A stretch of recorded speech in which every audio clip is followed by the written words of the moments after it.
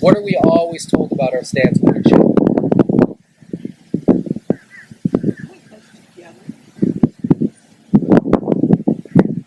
Close together, right? So, I'm just saying that's what. so that you're right. The first thing is, and this is something I agree with totally, is we have a narrow stance, right? So our feet are a little closer together. Because normally what happens, with a narrow stance, it promotes smaller swings.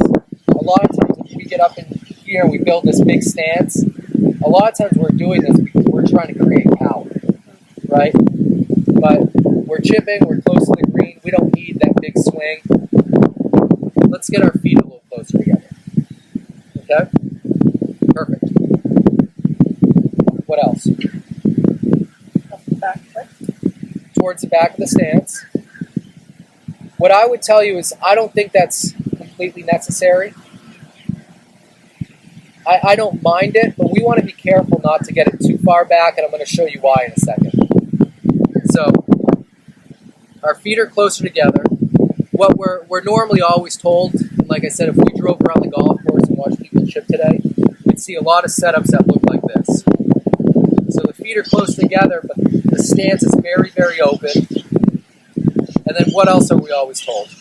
Let's get our hands way in front of the golf ball, right? Or forward press.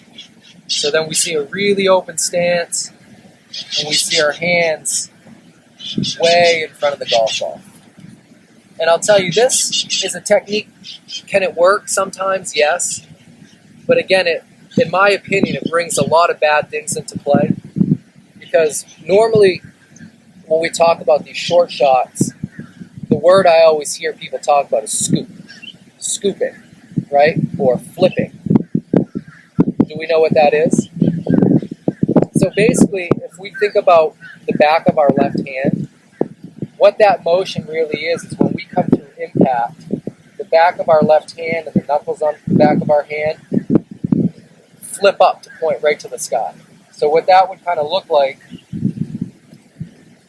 is that, and I know we've all played with people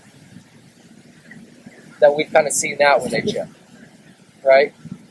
And a lot of times that right there is created from having your hands too far in front of the golf ball. Because if I get up here like this and I go to chip it, and my hands are like this, I get to here, right?